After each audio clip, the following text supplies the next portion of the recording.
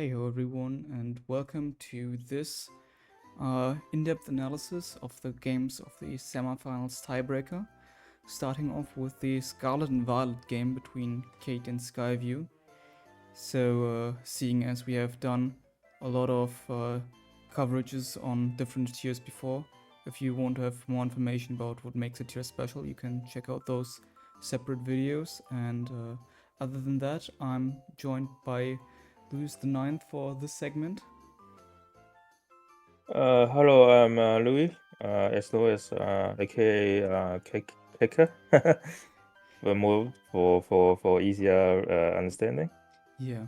And Yeah. So today we are talking about SV. Yeah. yeah. Um, so jumping right into it, what can we see from the team preview? What kind of game can we expect? Yeah. Obviously, webs versus balance. Okay. The webs is quite simple. Like it's quite straightforward to say because the ghost, yes, is a trend I believe is probably brought by another famous player, Andrew Severo. He has used ghost webs and get success. I think that's when people start to copy the trend because like Arceus in webs team is actually quite before Andrew introduced Ghostius, the Arceus typing in webs team is actually quite questionable, that people are not sure whether to use ground series to have at least a pitfall against Miraidon or just one E-Killer, because E-Killer underweb is very strong. And after Entro putting Ghostius, I think people start to realize that putting a Ghost in a webs team can helps a lot against Iron Tress, especially where people trying to counter webs before with Iron Chest. Potions can stop the spinning, and it can run either Kamai, Whips, Ton, or even Dragon Dance. So people probably trying to copy the success from Antrocephalo. On the other hand, Kai team is bringing Giratina, best defaulter in the meta right now, and also Claris Ice. So it's also a thing. I believe it's a webs counter, like running like heavy duty boost and then trick room for reversing the momentum against webs. You can also see Kai's team doesn't really have proper Miraidon track so far. I mean, you don't have a Tengu or you don't have a Crocsire, those commonly seen in Balance team. I believe that is a special defense, especially defensive ground series with Kyogre, because like ground series as a solo mon against Miraidon is not safe. Like Miraidon can easily kill it with Life Orb and Solar Beam, but because with Kyogre, it doesn't with Kyogre alongside the ground series, it doesn't need to worry about Solar Beam much, as long as Kai can execute well with Kyogre against Koraidon, the Sun. So just keep off the Sun. I think ground series is a capable mon. I think especially defensive ground series is capable to check Miraidon. So, So yeah, so it looks like matchup favorable against Kite by the matchup, like Giratina and Kairos and special defensive bounces, I believe, with I think Thunderwave. Yeah, so it seems like I will have to play very well to stop default and stop Anxious paralyzing the whole team and stop Kairos taking check room and swap. so what you've already kind of mentioned, what I've wanted to ask, seeing that Kate has no real hazard setter, is it the ground series is very likely to be like It's Stealth Rocks proper. and the supportive move, right? Yeah, it's very likely to be a Stealth Rock conscious. Although I think the chance of Thunderwave is higher. And if it runs Thunderwave, Step Rock, and Judgment, it means it's a mono Grancious, which I don't think is commonly seen. But it's possible because like we have seen mono Grancious before, like Iron Defense combine mono Grancious. So I'm not sure like what Kite. I mean, Kite is probably trying to counter an offensive team. So yeah, no rocks is for me is fine. Like I often run no rocks. Like so. Right, then let's get Mm-hmm. into it and see how it plays out. Yeah, Of course, yeah, with the totally. It's one lead. rivalry. Why does Kate use a Kyogre as the anti-lead? Well, I think Kite doesn't expect the rivalry lead because, well, from my experience, because I spam waves a lot, and I don't quite lead rival B. Like 70% of the time, I don't lead it, and so it may be a anti lead. You know what I mean? So I think Skyview has to counter against the Giratina lead because that's the most obvious lead against Rambobi on Kai's team, right? Like hold the guys, breaking session, and then defog and then sneak. That's the best way to that's the best way to stop Giratina.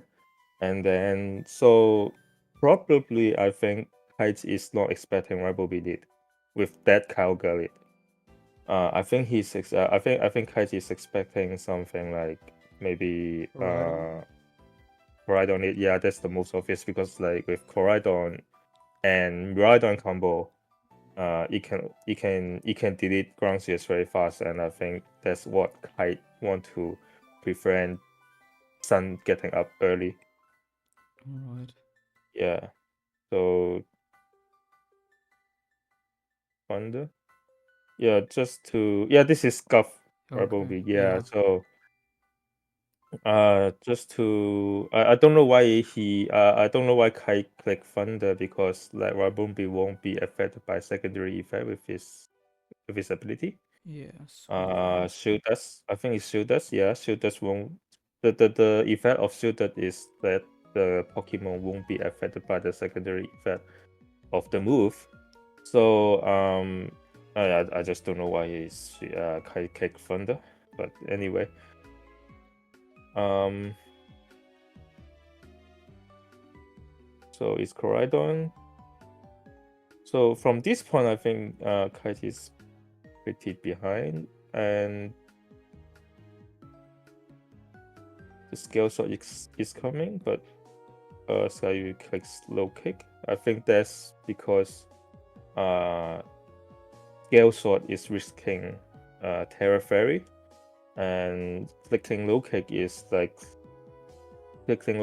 promising damage. I think that's why Sky clicks low kick. So Kite just simply sack Koraidon. I think the move that Kite sacking Koraidon indicates to me that Kite just doesn't seem to trying to default anymore because like if you still want to default, you probably keep Koraidon. So the way Kite play gives me a thought that Kite just don't have default or Kite just don't want to default in the late game. And yeah, so and the damage on the ice beam 59% is probably indicating the Kyogre is also fully defensive. So it's probably going to take +2 low kick in range, and so that's why you see Kai execute in this way. yeah, it's doing 30% less damage now, and that helped it Yeah. to survive. Yeah, then taking away Koraidon early is quite useful because like now both sides without Sun, so even if this Miraidon is Solar Beam, you cannot take away Ground Shears immediately. So now Kite's Ground Shears, if it is with Thunder Wave, is pretty strong against Skieview right now. Yeah. You can see that there's no ground resist anymore. Well, it doesn't have at the beginning anyway. And yeah, even with Karma, I don't think this Miraidon is going to break ground shears if it's specially defensive. So +1 life orb does not KO Draco on electric terrain. Probably not killing if it's specially defensive. I don't have the KO on hand, but well, I think he's only killing with Terra Dragon.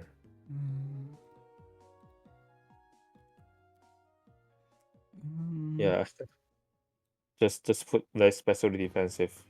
Ooh. Yeah, that one is better. Yeah. The max roll, it only kills with max roll. Yeah. Or even no. Yeah, doesn't. Oh even. yeah, no. Yeah, it doesn't even kill. Alright. So yeah. So yeah, you can see just by the move that Kai's second Koraidon really reflects that the player doesn't want to default anymore. Just doesn't even trying to default. And yeah, it's and now Mind. yeah, Calm Mind, yeah. Well, it's probably also Calm Mind, so it's into CM War. And I think that's what Kite doesn't want to be in this kind of situation. Yeah, and But Arceus yeah, matchup because where one Arceus is slower is it's slow. most likely Yeah, always won by the faster one. So but this is also depending on the set of Arceus, because if this is Dragon Tail, that's over then. That's super over, because like I think this is the Ghostius that basically countering this kind of situation exactly. This is like the Dragon Tail can facing the opposite on my Arceus. Also, because it's on the webs, it's also faster than the same set. Let's say the Kamai on my Arceus and Dragon Tail from the opposite side, because with the webs, your Dragon Tail is going to be faster, and then it can almost always win against any Kamai wall. So yeah, this is probably the I think this is the counter. I mean the counter set against Kite with Skieview. So I think probably I can't say misplay, but I think the lead is determining a lot, because the lead that putting Kaoga on the field is like setting the whole tone of the game, if you're aware.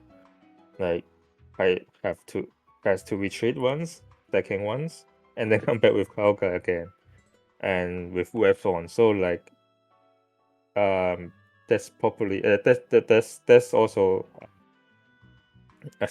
there's also a signature situation in SV that like the lead determines a lot on the momentum. And with this kind of situation, like even if this is scuff, it get locked into webs, but it's still giving the team the momentum they need. And just a wrong lead turns the game, like a supposedly favorable matchup into this kind of situation, like forcing to go CM War and get Dragon Tailed. So this is how chaotic SE environment is.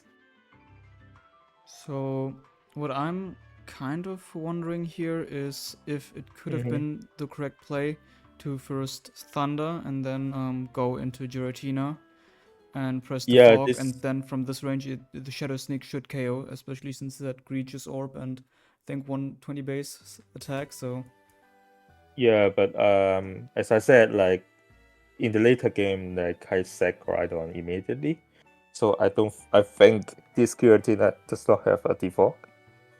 Ah, Like okay. if it has default, and I if it has default, and I think to this kind like situation, like Skieview and Kais are both very good SV player. I think at least you want to try to keep default as an option, right? You don't set Koraidon.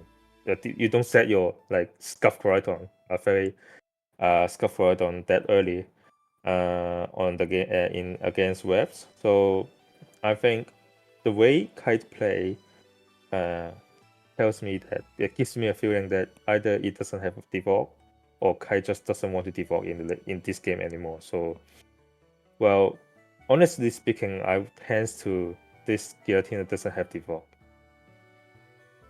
So Yeah. maybe it's a Thunderwave first one set or something like that. I don't know. It seems to also not have Shadow Sneak.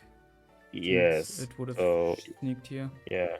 Yeah, this So I probably don't. like a special set, especially offensive. Yeah, maybe. Yeah. So this Yeah, is this is very likely to be a Carmine Solar Beam Draco Media Miradon as well. It doesn't have taunt. Like if you have taunt, you taunt here. of course. Yeah. Oh. So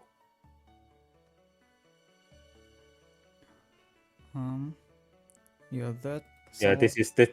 Yeah, at this point, this game is over. Like we know it's Dragon Tail, but yeah, not much you can do. Yeah. All right. Even if you go, even if you go Kyrex early, like but taking Kyrex for like full HP NDM and full HP Lexian, you can't go through them, and what you left is Dacian underwebs and Grunches underwebs, so you just can't break these bushes. So thank you so much for being here. This settles the SV segment of the semifinals tiebreaker, and with that, we're moving on to the next game. So this segment is about the black and white Ubers slot chosen by the Voyagers. Hack versus Blim is played here. This was the second game of the three here in the semifinals tiebreaker. And I am joined for this segment by Dova, or also known as the Dovahneer. Hello. So let's jump right into it. What can we tell from this team preview? How this match is going to go, maybe? It kind of could go either way, honestly, with how much pressure is put on the Giratina A, which is pretty good into a lot of hacks mons like the Blaziken and the spinner.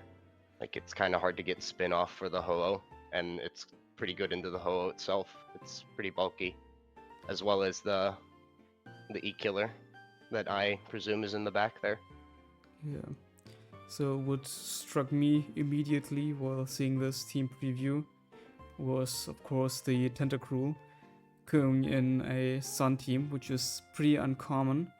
Also, a Ho-Oh without a Magic Bounce user is also not really seen as often. But Yeah. that shows us that the Tentacruel is not just the normal set seen on Rain, but more offensive variant. Also used to. It's most likely some kind of suicide lead. This team is similar to, I believe it's a sample, the Dropfest team that uses Cloister instead of Tentacruel as the like lead spinner plus Hazardmon. I mean, I of course know how this match goes and what kind of strategies are used, but I would also say from going from the team preview, you could tell that this Tentacruel is used here somewhat to ward off toxic spikes, since the team is pretty weak to those otherwise. And yeah, just block hazards in general. The lead is of course an option, but it would make the long-term game a bit weaker, I'd say. I think getting T-Spike up is certainly rather important in this matchup because it puts a timer on his it forces the Gira A to rest, which, like I said, is a pretty key mon in this matchup, and it also puts a timer on the Tyranitar and whatever support Arceus that is. Yeah. So what do you think the Arceus forms would be according to the team structure? I think a lot of these teams end up using Arceus fighting, but there's certainly a lot more room for what you can do with that. I think this Gira A sand structure is you can use like Arceus grass, you can use Arceus water, you can use well, that's mostly what I can think of right now, but probably is other options. Yeah. So I would agree that for Blim with Fight CS or Water CS, and for Hack I think it's fairly certain that the Arceus is going to be Extreme Killer, so Extreme Speed, normal Arceus. Yeah, it's either that or, I mean, maybe Ground CS. Oh, yeah. Like a double ground core, but that's a bit, I'm not sure if people do that. Yeah, my second guess would have been Dark CS maybe, like an offensive variant of that. Because otherwise that synergizes with the T-Spike, yeah. Yeah, and that would also provide some defensive utility against Ghost Tears, which this team otherwise might really struggle into. Well, the Ho is pretty good into most forms of Ghostius because it's naturally very especially bulky. Yeah. And Regenerator and an offensive threat, as well as T-Wave or whatever he is doing. Yeah. Well, I guess it's not T-Wave because it's T-Spikes, but... Alright, then let's get into it and see how it goes. So, leading off with Gliscor and Groudon. What do you think Blim led off with the Gliscor? Blim led off with the Gliscor because the Groudon is very threatening towards like all the other things he would rather want to lead, like the Excadrill and the Tyranitar and the Ferrothorn. Yeah. Support Arceus isn't exactly a good lead into Tentacruel as well, whereas this also is able to beat or is able to Earthquake Tentacruel pretty reliably.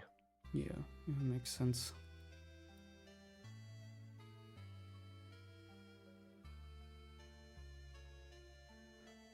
So, I've not seen Gliscor too often.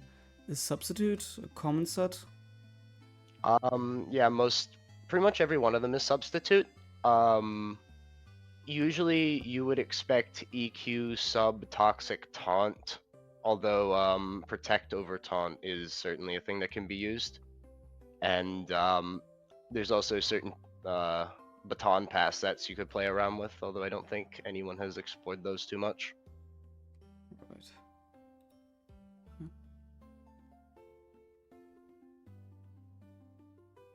And I suppose the taunt is maybe checking for a potential whirlwind.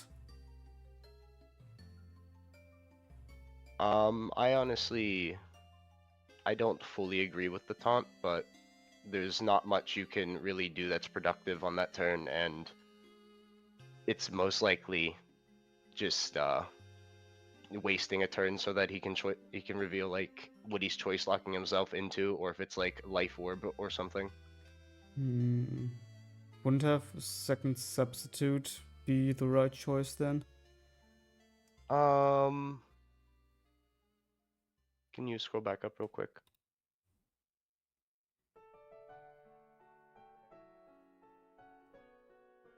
So yeah, Well, you usually expect to outspeed, Oh, okay. so that does reveal that he's Scarf, that he did outspeed.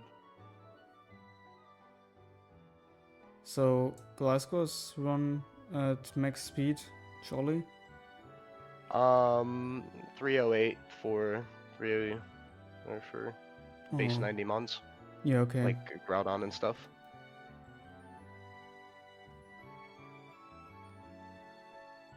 Gets the burn on the incoming Giratina immediately, which is pretty fortunate.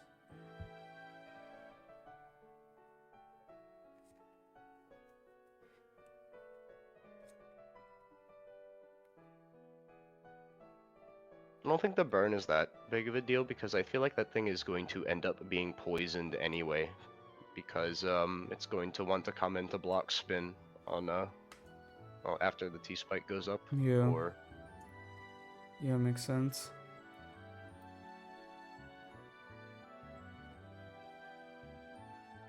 the chip is definitely bad though. This thing taking a bunch of damage is probably the way Hack wins this.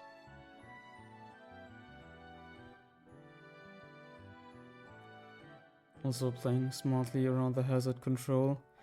If Hack does get the hazards away here, it would really be bad for Blim since the Ho can come in for free again and provide a whole lot of pressure. So the sequence was pretty much forced at this point of Giratina coming in to prevent that and then resting up so it can come in again. Yeah. However, it's kind of easy to pressure a sleeping Gira because well, okay, let's just continue watching this. Yeah. I already watched it, so.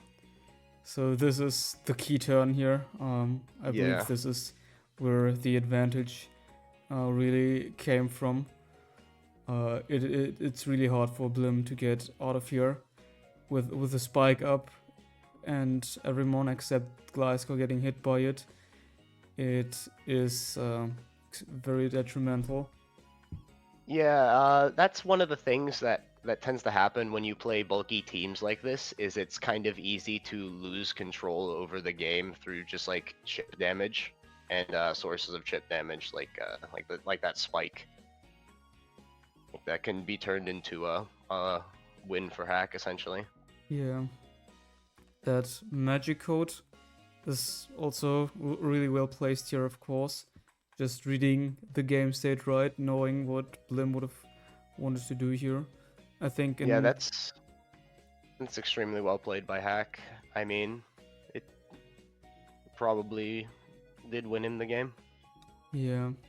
I believe the magic code in general also provides some support against hyper offense leads like Deoxys. Yeah. Or can pressure That's them. primarily what it would be for, because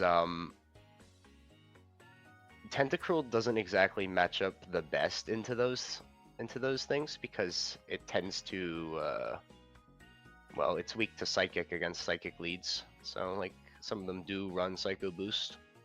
I believe this is Papaya Berry. Oh, is it? It's interesting. Yeah. I have the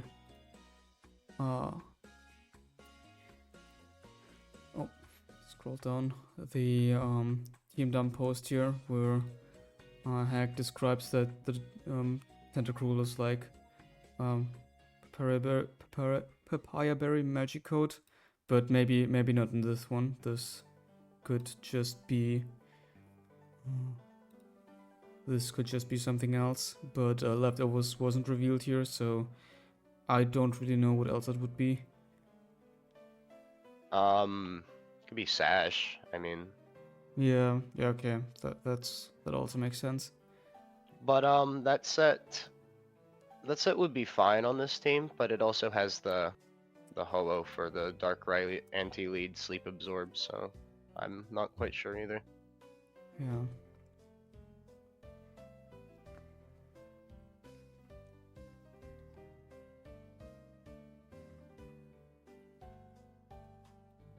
So this play going into the Groudon was very much meant to prevent the Excadrill from being able to spin the spikes away, since now it can't switch in, it can't just come in and pressure the Giratina as easily as, or if the Giratina were to die against it, other Pokemon could come in and outspeed it because it doesn't get the Sand Rush speed boost anymore. Yeah, but also I believe that he's also trying to threaten a fire move against the Ferrothorn to try and create a momentum. Oh Or- yeah, yeah. Try to create positional advantage. Yeah, because he can just switch Gliscor in for free against Groudon, no matter what. And now he has to switch again. Taking unnecessary damage here. Yeah, he's losing a lot to Chip here. This is exactly what he shouldn't have happened here. Yeah, that was also really unfortunate. Pull from the Dragon Tail, pretty much forcing the Giratina to switch out here again, because Yeah. if Blim loses the Giratina, it's just over. That kind of chalks the game at that point, especially because this is Draco. Yeah, and Hack gets a crit, accelerating this process, allowing him to use Dragon Tail, forcing the Ferrothorn out, pretty much KOing it, or leaving it as a sack because it would die on entry to the spikes at 10%. Well, he does actually have a lot of HP, a lot of HP done on the Giratina already. Maybe he could attempt a spin if Hack doesn't play offensively enough to deny it. I mean, yes, of course, but the sand would also have to be up for that to happen. Otherwise, if the Giratina is KO'd, the Ho-Oh could just come in. Yeah, and- I guess there is nothing that he can really sit or like threaten offensively in Sun outside of the Tentacruel, which is being sacked as we speak. Yeah, and this is really bad. At this point, it's just over. The Yeah, the hazards, the spikes, and the rocks are gone. So there's that's a very slow Arceus. yeah. Probably just has no speed investment at all. Probably 280. That's what I run on E-Killers. For neutral natured base 90.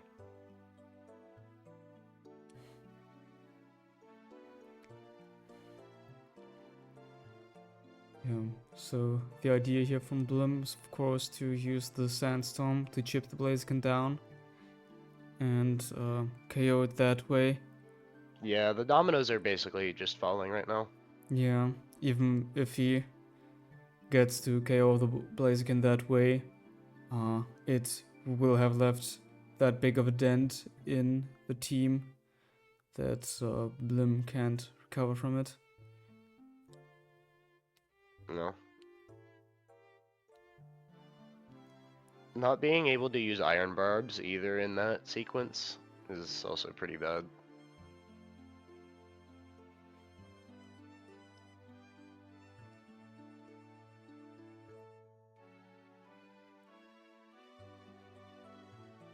Yeah, there we also see the able to fire gem on the Blaziken.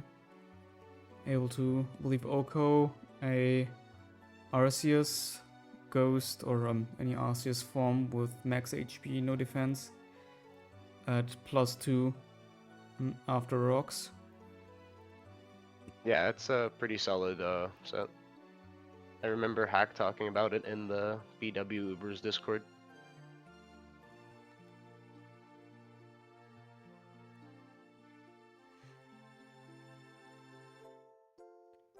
Yeah.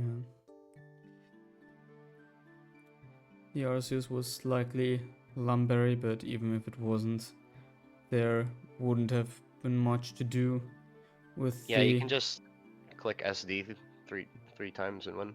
Yeah. So that was the game. So at this point it's 1-1. To find the turns again. So can't see the specs here. Yeah, the key turns were definitely this point where Hack got the spikes up. At this point he just had to snowball the advantage into a win, which he managed to do. And at turn 18, when the hazards on Hack's side were gone, it was pretty much game over. I would also say that Hack played the early game very well, as you tend to have to do with these offense teams. Like, either you have to have a good matchup or you have to play it well, and I believe he played it well, getting the rocks up early, Yeah, definitely. and also just not getting Groudon talks, not like giving up free turns. He's always doing something, and it kind of forced him into a position where the Gira has to come in and then it has to rest later. Like, he could definitely look to outlast a bit more, maybe, if this pressure didn't happen here. Yeah, but outside of play, this was just also a really creative team, I'd say. The way the Tentacruel supported the offense here, and this kind of structure. Yeah, it's certainly an interesting take on T-Spike's offense. I don't know. I would need to do like more thinking and more analyzing to give like a real rating or real review of the team, but just knowing it's from Hack, it's probably pretty solid. Yeah. Do you have anything else to add to this game? Not really, honestly. Seems to be a pretty simple game to understand. Alright, then thank you so much for being here, and with that we're moving on to the last game of this tiebreaker. Heyo everybody, this segment is the GSC segment, and it is covered alongside Isa. Hello. How are you doing today? I'm great. Very glad to have you with me again for this excellent analysis last time, and I'm very excited to see this one. Yes. Wanna kick it off straight away? Yes, go right ahead. Alright. Let's do this. Alright, so this game, spoilers, is fairly lengthy.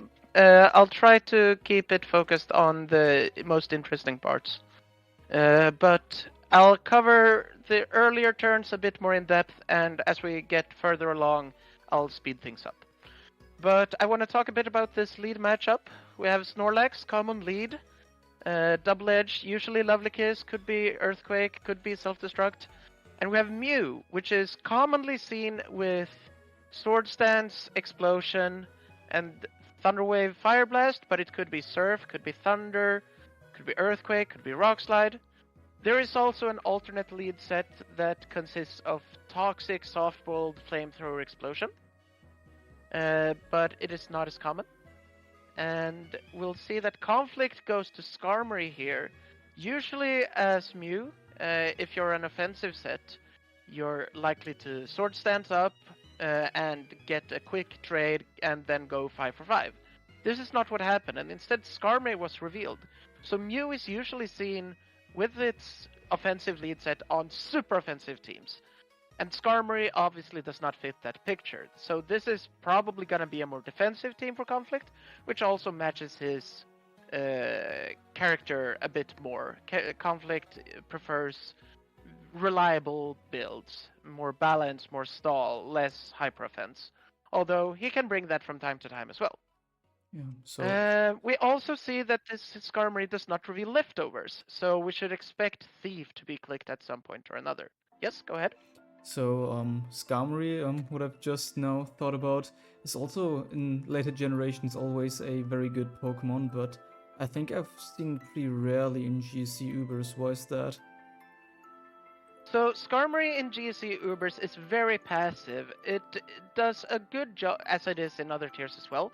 But if you contrast it to other generations of Ubers, it does not get spikes in this generation. Oh. So it has less utility. Instead, it serves a very one-dimensional role as a physical wall. However, if you need a physical wall, you have a lot of options that you can choose from.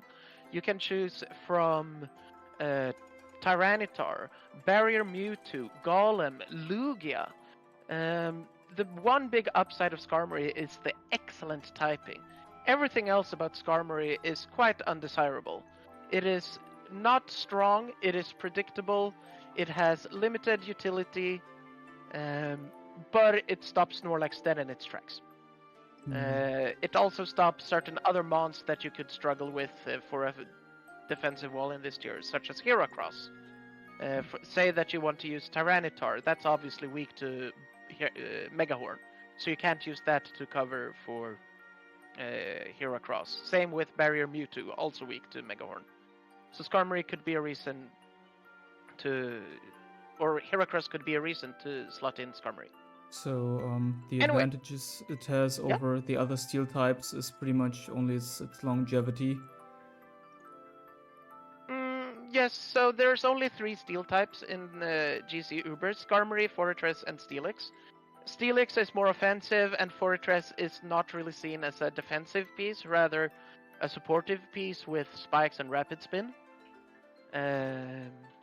Skarmory, and you can use a set that relies on Fortress as a defensive wall, but there's sort of uncommon, and Fortress doesn't really do much back to whatever it is it's meant to be handling. Yeah. So it's quite niche as a defensive wall. Anyway, we move on. Skarmory reveals Toxic, Fortress comes in, gets easy spikes up, Mew comes in and clicks Toxic, so we can now be very certain that this is probably that Flamethrower Explosion softball set that we were talking about previously. BFM coming off to a fairly good start here with spikes up versus a defensive team. Taking 0% on Fortress, always excellent. But Conflict might have something to say about this. So we see Curse, this is expected, and we see a Gengar and a Celebi. So we can see already here that BFM has also a fairly defensive team. Celebi, Fortress, Gengar to secure spikes against some weaker spinners, such as opposing Fortresses. And Celebi for the heal bell. Fortress coming back in, putting pressure on opposing Fortress, threatening HP Fire. But we see a Raikou from Conflict, and Raikou is actually very excellent against these revealed mons from BFM side. So Snorlax coming in, taking 27, taking 26 plus poison, forced into a rest. I believe that Conflict could maybe have used that turn to switch to Fortress, but he does so the turn after. BFM reads this though and goes Celebi. Now, it is important here to mention, Celebi on most teams, but not all, is HP Grass, meaning that Celebi cannot touch Fortress. However, Conflict scouts and is rewarded for doing so because Celebi reveals Hidden Power Fire. We know that it's not Grass because Hidden Power Grass would have dealt more than 13% to this Mew. And the only other alternative is HP Ghost, realistically speaking. And that was not either the Hidden Power because Mew took neutral damage. So, Mew comes in, eats Hidden Power, Toxic, Flamethrower, gets the crit on the Celebi. So this is very big. This Celebi cannot stay in, and indeed switches out. Conflict booms! And now we have a very, very aggressive start here. This boom is, as we can see, it's not a guaranteed kill on this Snorlax. Snorlax goes down to 3%. Had spikes been up, this would have been a kill. but obviously it was not. With 0 turns burned, even with Heal Bell from this Celebi, it's not very easy to get this Snorlax back into the game, so you could justify it from Conflict side, like so. However, it's still some effort required for Conflict to get this Snorlax down. He needs to get spikes up, and then he probably needs to Whirlwind it in with Skarmory somehow, or possibly Roar Raikou. Indeed, we see Fortress coming in as a quote-unquote revenge killer. I believe that this is not optimal by BFM. BFM tries to block spin here by going Gengar, or at least that's my read.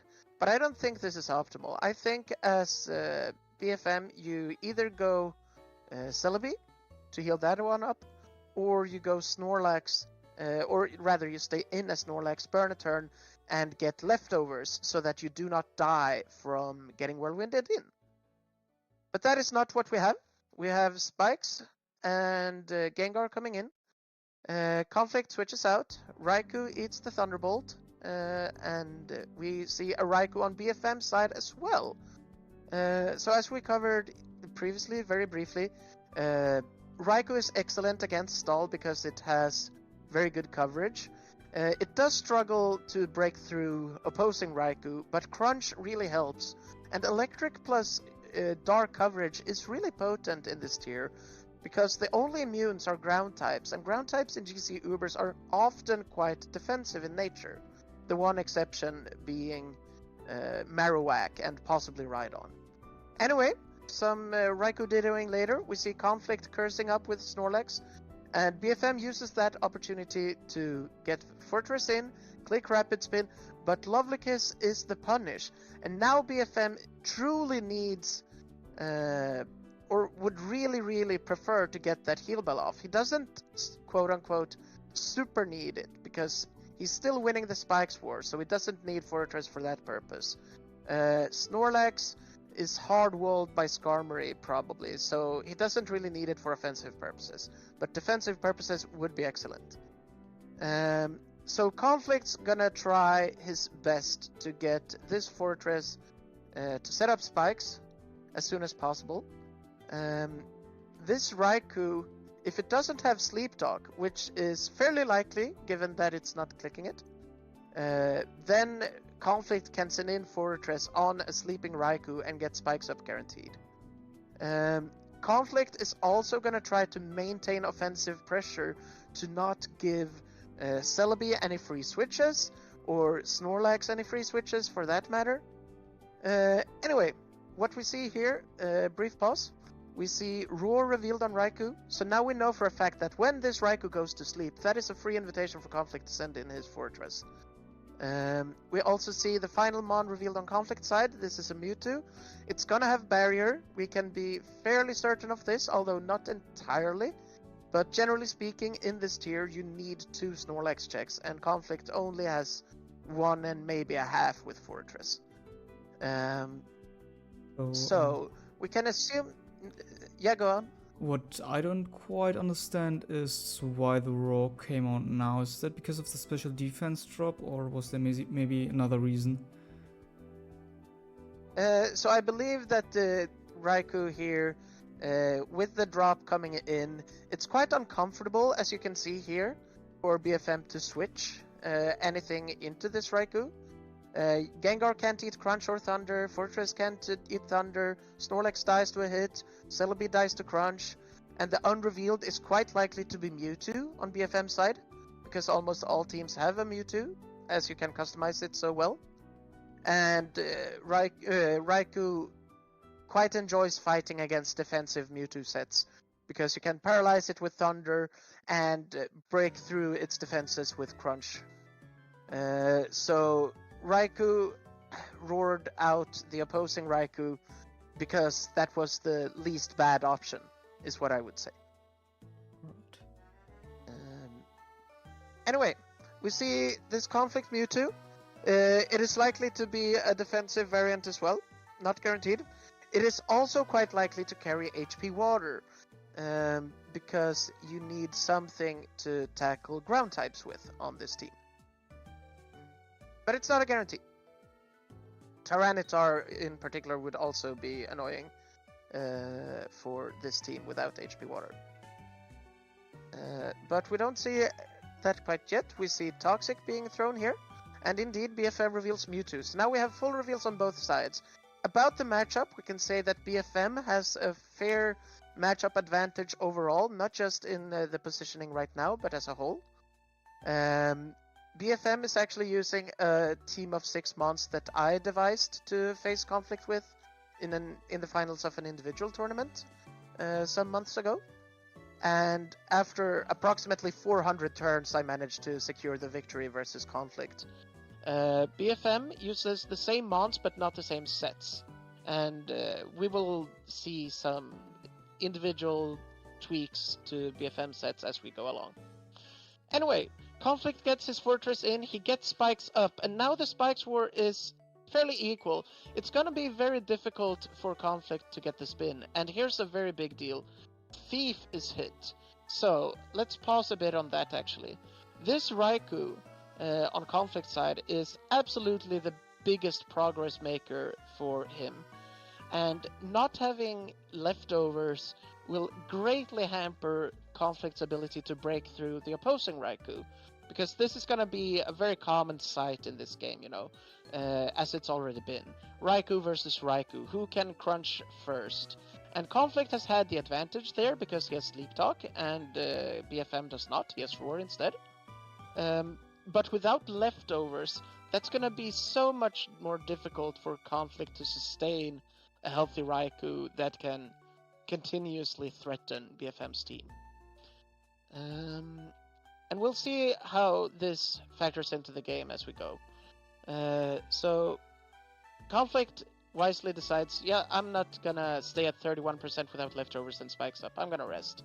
And we see some more Raikou dittoing. It's what you would expect. Crunchy time. I believe this is also Yep. like a very significant loss, seeing how long GSC games last. So this will be like upwards of 200% in total of HP not regained probably. Yeah, could absolutely be that case. And GSC doesn't have to be long, but this is two defensive teams staring down each other. So in this case, absolutely a big loss. We can also say quickly about this Gengar, Thunderbolt, Thief. Usually you see Explosion and Ice Punch in the last two slots. Let's keep an eye on that to see how things develop there. Rapid Spin, always gonna eat into this Gengar. That's gonna be a big problem for Conflict as this game goes along. But yeah, we're gonna see some switching. And this Snorlax as well is probably Curse, Lovely Kiss, Double Edge Rest, which means that Gengar hardwalls it as well. And here's the time. If Conflict has Earthquake, this is the time to truly go at it. We have one move to go, but it has to be a Restless Lax in such case. And that's very unusual on stall, although Conflict has used it in the past. So after scouting for Destiny Bond and the like, he switches out. So it's probably not gonna be Earthquake here. Anyway, we have Fortress back in, but BFM doesn't risk Fire Blast or anything like that. He just safely switches out back to Gengar, takes a slight momentum loss. He knows that if this Snorlax is not Earthquake, then Gengar can't really be touched. That's why he's happy to just spam Thunderbolt here. And indeed, Rest is revealed, so now we know this Snorlax is 100% walled by this Gengar. And it means that BFM has a safe opportunity. He uses it to send in Raikou that's at half HP, click Rest, and get back out. Raikou is now secured.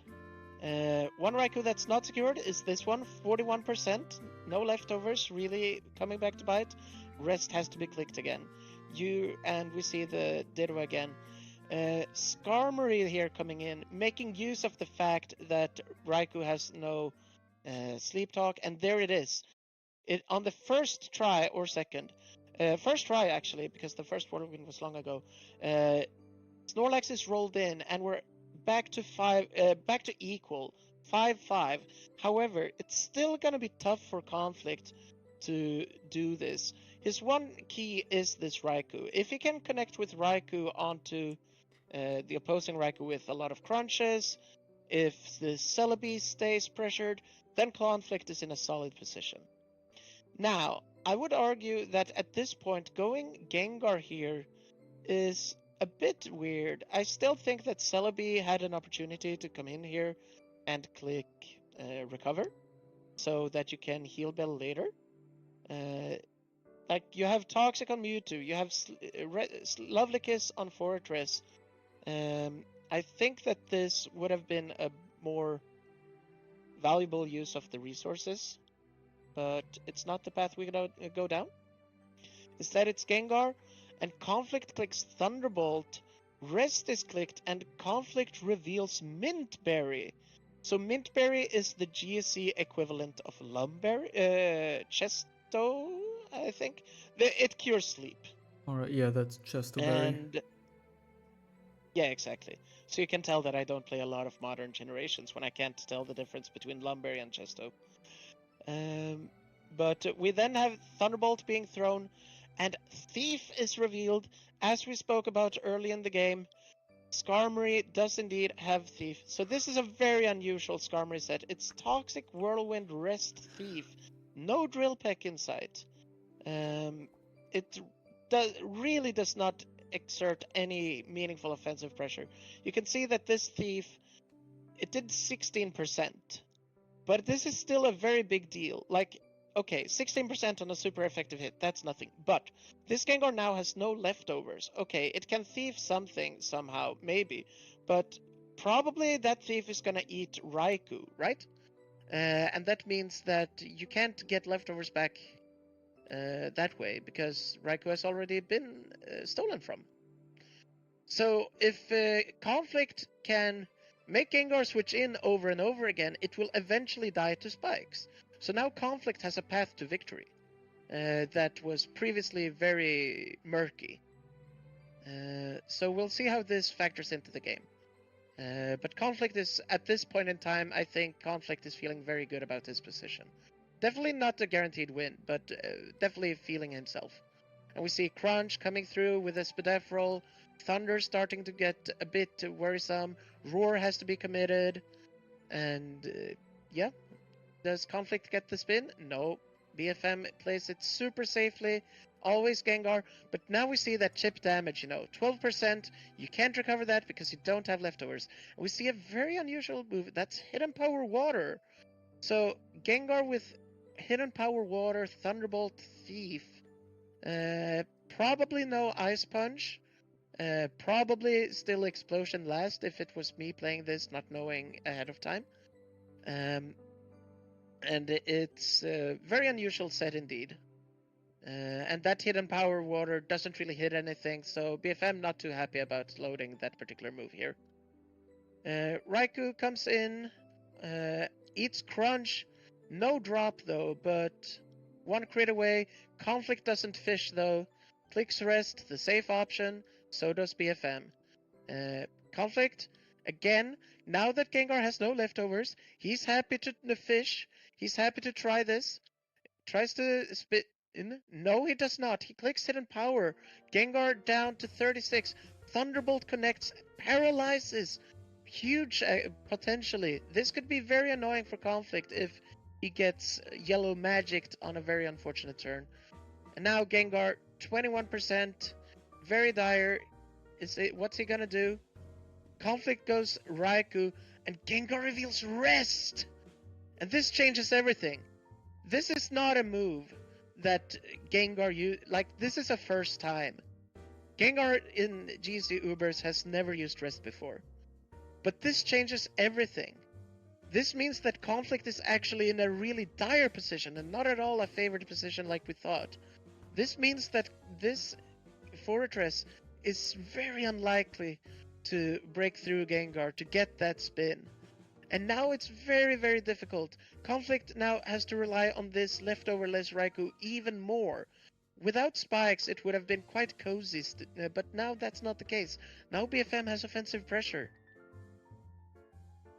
So we see Skarmory coming in, gonna try to fish for whirlwinds here, and he gets it, and Fortress it comes in, and BFM could stay in here. We know that there's no threat from the side of the Skarmory, but not so.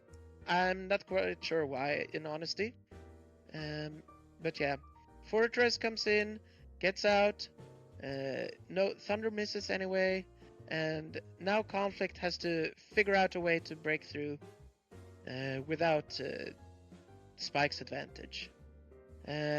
So doubling in for the Mewtwo, gets poison, gets spikes, but this Mewtwo reveals Psychic, and that's huge as well, because Psychic is the only move that allows Mewtwo to break a Raikou rest looping. Otherwise, the coverage moves like Ice Beam or Fire Blast or whatever, they are not strong enough. But Psychic, as you can see, 40%, that's strong enough to break through, especially with Thief. So this Raikou is now super pressured. And Rolling Thunder is good. This Mewtwo, very annoyed, very pressured. But this Raikou, now in a dire situation. Conflict goes to his own Mewtwo, he figures it's safe, he figures, okay, this Mewtwo has to have barrier, indeed it does. And the last move is probably gonna be Hidden Power Water here, because with a lack of Hidden Power Grass, you really need something to hit Tyranitar with. Hidden Power Water on Gengar is not enough, because Gengar is not bulky enough to handle that. Why do they barrier up here against each other? Because both players anticipate that it's not going to be possible for either to break through. So they're both saying, okay, let's just scout each other out a bit. Barrier was unrevealed on both, so both sides gain information, both sides concede information. It's not so much about preparing for switches or anything. It's just a waiting game, trying to time the switch in the right way. Conflict as well. He has the status advantage here, given that BFM's Mewtwo is poisoned, so he's happy to exchange blows. Psychic also has less PP, although I guess it's actually the same as Toxic. But all this to say that Conflict is happy to do this because he doesn't take poison damage. But they're also both fishing for the right time to make a move, in a sense. But for now, it's Barrier, it's Psychic, we're gonna skip a bit, Barrier, Psychic. So we see BFM recovers to full, and then after he has conditioned Conflict into clicking Barrier, he goes Raikou safely. Toxic connects, and Conflict really doesn't have a tool to fight this Raikou. It's very unfortunate for him. This Raikou of his own, without leftovers, 36%, can't switch in. This Snorlax can switch in, but it's permanently walled, so you really don't want to. Still, it's arguable that he should do it, because this Mewtwo does not want to get paralyzed if you want to fulfill defensive duties with it. That being said, it's not... they're doing things while I'm talking, how rude. But barrier walling is no longer relevant because BFM doesn't have any physical attacker. So the only thing that you really need to be unparalyzed for is the opposing Raikou. So you might as well stay in to fish for some PP usage. We can see that Raikou's Thunder is down to 10, which is not so bad. Anyway, Fortress comes in, as does Mewtwo. Does Conflict try to spin? Maybe he does, but BFM is there, switching in Gengar all the while. Now, if Conflict can be very aggressive here with double switches, let's pause here for a bit. He can break this Gengar down, but here he says, alright, I think that you're gonna switch. I think you're gonna call my Raikou switch. What Conflict would like to do here is to go Raikou and click Sleep Talk. He wants to get this Raikou back to health. Conflict knows this. He thinks that BFM also knows this and will act accordingly. And thus he clicks double edge, trying to punish BFM's switch. However, this does not happen because there is no super comfortable Mon that covers both Snorlax and Raikou here. So BFM prioritizes covering the threat that is in front of him and says, I can win this in the long run. I don't need to prevent Raikou from healing up by making a risky double. So he stays in, and Conflict clicks double edge, trying to punish a switch. Then on the following turn, we see the same thing. And I think that this was probably a mistake on Conflict's part. I think that Conflict really needs this Raikou back to health, and I think this was the best time to do so. However, we see double edge, and then he goes Raikou on the turn that Gengar wakes up. So now he comes in and eats a Thunderbolt, and this is now a 2-hit KO. And now Sleep Talk, and it's Crunch, that does not kill, and Hidden Power secures it, and Raikou dies. So this is a huge deal. Now the uphill battle for Conflict is almost impossibly large. He has no breaking power remaining. Like, all of these Mons have very weak moves, except for Snorlax Double Edge, which is permanently walled by Gengar with Rest. So, at this point, it's gonna be super tough. All Conflict can do is to somehow threaten this Gengar with Spikes damage and double to Mewtwo, the only thing that outspeeds Gengar, to somehow get that damage onto Gengar, then spin with Fortress once that's done. But it's a very long road to get there, and there is no forced path. Meanwhile, we see this Mewtwo acting like it's RBY, critical hit, minus BDF from the Psychic, but it's not a big threat, and we do indeed see Hidden Power Water as the follow-up. It's not enough, it's 14% Snorlax, that's nothing. Conflict gets Mewtwo back in. We're gonna go a bit quicker from now on because it's very much an uphill battle, and I believe that it's not so interesting to watch. We're gonna see a lot of switches from both sides. This is interesting though. With a Hidden Power crit there, that could have been the kill, and now 21%. This is a very interesting sequence. We see that Conflict is really trying to punish the Gengar here. Now, this Raikou is sleeping. Fortress is threatening Rapid Spin here. It is also threatening to kill Gengar with Hidden Power if it comes in. So, how does BFM account for this? He goes Celebi, sacrifices Celebi to Hidden Power Fire, and then goes Gengar and safely gets the rest off. So this was a very strategic choice from BFM. If he entered on Rapid Spin, that would have been sufficient for him to heal up Celebi, heal Bell, get the Fortress back to health, click Spikes again, and keep the Spikes pressure on. So Conflict could have gotten the spin off, but he didn't because it wouldn't last. Now Conflict has to go through a lot of hoops to get to this position again. It can be done, but it's very difficult. So let's click a bit. We're gonna see this Mewtwo being a threat. Conflict actually has a Skarmory. This Mewtwo is walled by Skarmory, actually. You can see Psychic doing less than 30%. So this is actually somewhat unique. You don't really see Skarmory as a Mewtwo wall, but that's what we have here. So Conflict is gonna desperately try to use Whirlwinds and doubles to get Spikes damage onto preferably Gengar, also Fortress, and trying to keep his own Fortress healthy through any means possible.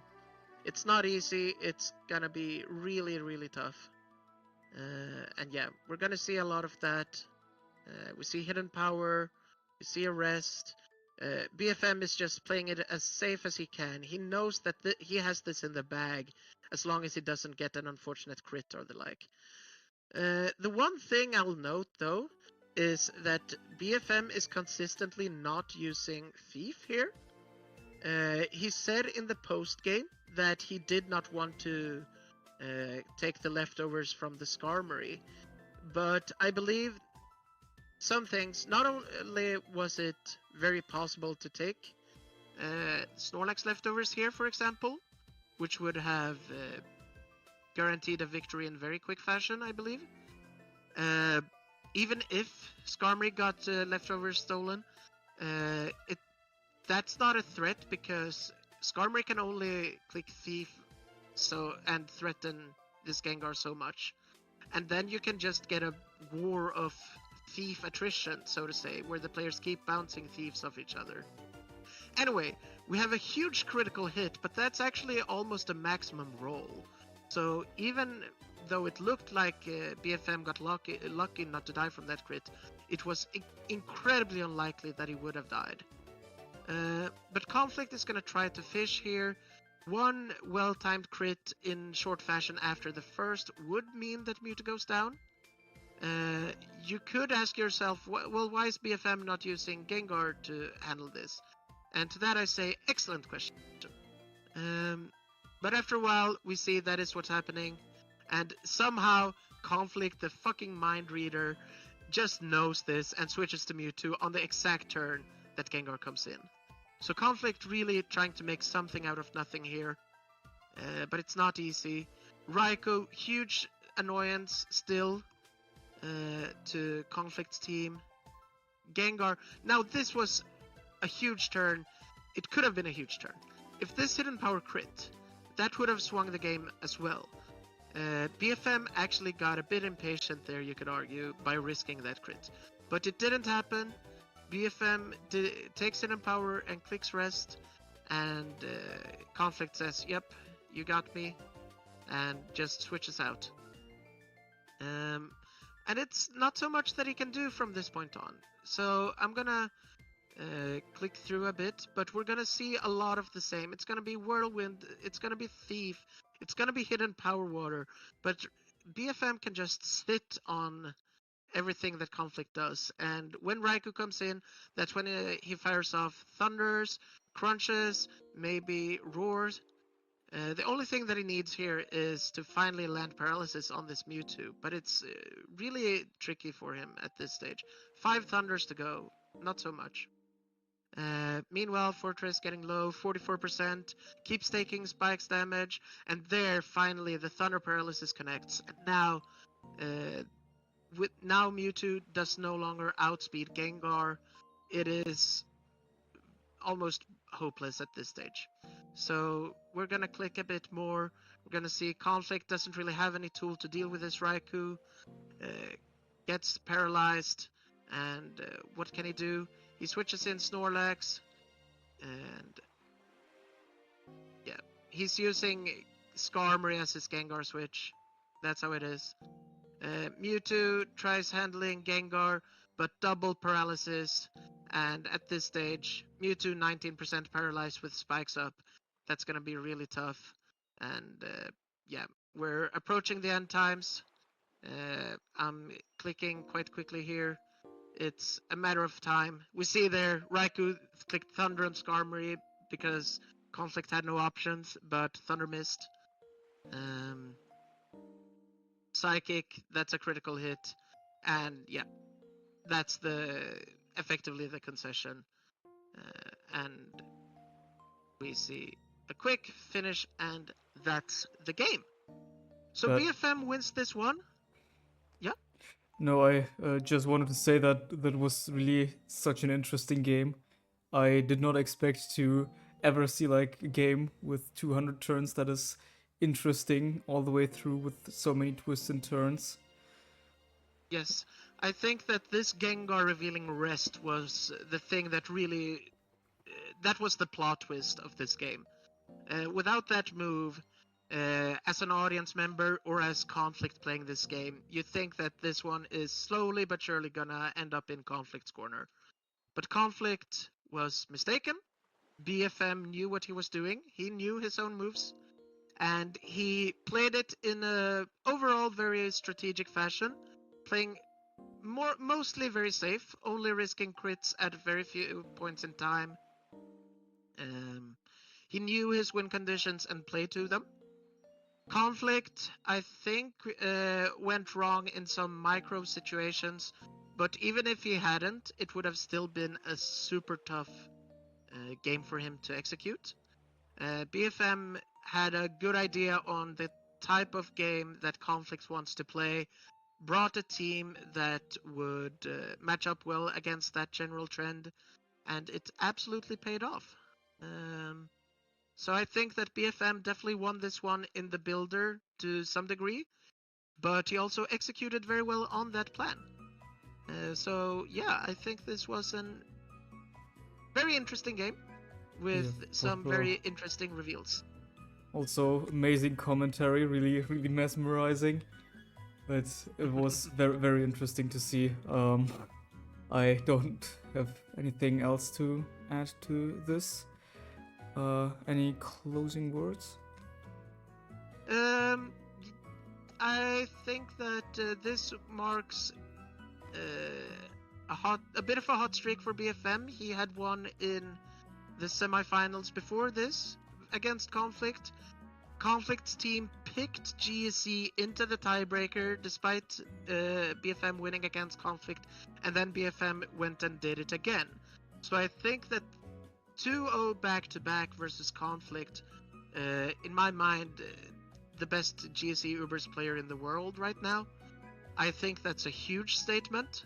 I think that's a very big deal for BFM.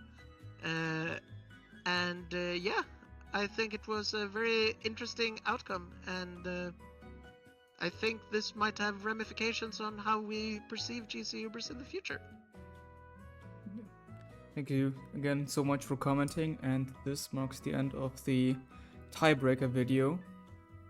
And with that, see you in the finals video.